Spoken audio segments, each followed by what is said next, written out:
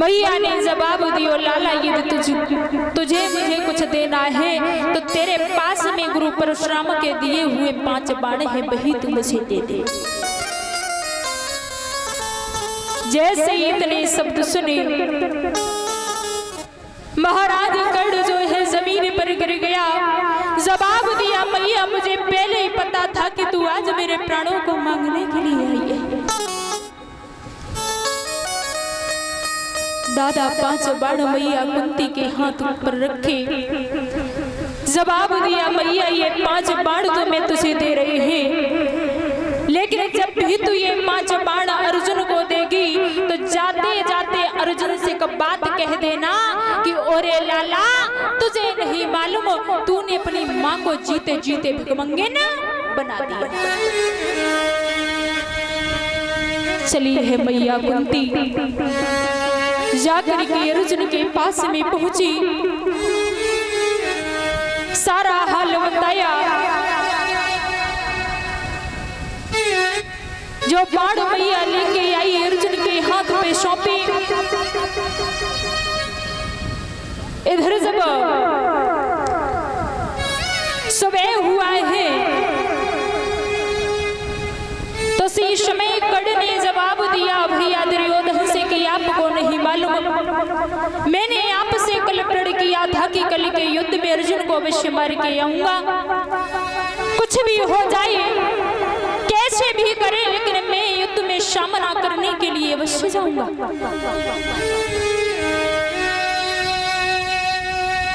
पूछा है दुर्योधन ने, काहे कर्ण से कि कर्ण किसी भी चीज की जरूरत हो तो वो भी बता दे। महाराज जवाब दिया कर्ण ने कि भैया आपको नहीं मालूम पांडवों की जीत जो हो रही वो सिर्फ और सिर्फ भगवान कृष्ण की वजह से हो रही, क्योंकि भगवान कृष्ण जो है वो रथ चलाने में बड़े प्रवीण हैं। बोले आपको भी चाहिए? बोले हाँ। उसी समय आज कृष्ण के समान जब सारथी तलाश करके आई तो शीश में महाराज जब दोनों योद्धा युद्ध स्थल के लिए चले, कौरवों की तरफ से लड़ने के लिए कर्ण चले, पांडवों की तरफ से महाराज जब अर्जुन चले ही युद्ध स्थल में जब पहुंचे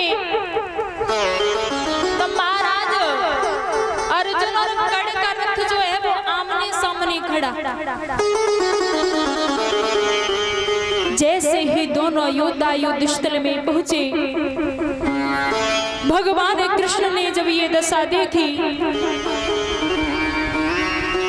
तो शीश में काहे अर्जुन से जवाब दिया है कि आपको नहीं मालूम सामने कर्ण का रथ खड़ा है, आप जाकर के कर्ण से सामना करिए। परीक्षित महाराज बता दें आपको, महाराज जब कर्ण बाण छोड़ता है तो अर्जुन का रथ 2.5 कदम पीछे हट जाता, और जब अर्जुन बाण छोड़ते हैं तो कर्ण का रथ 7 कदम पीछे हट जाता। अर्जुन हंसने लगे, जवाब दियो कृष्ण देख रहे हो ना? अरे आपको नहीं मालूम कर्ण जब बाण छोड़ता है तो हमारा रथ जो है सिर्फ और सिर्फ 2.5 कदम पीछे हटता, और जब मैं बाण छोड़ता हूँ तो कर्ण का रथ 7 कदम पीछे हट जाता। हमारी जीत हो रही है।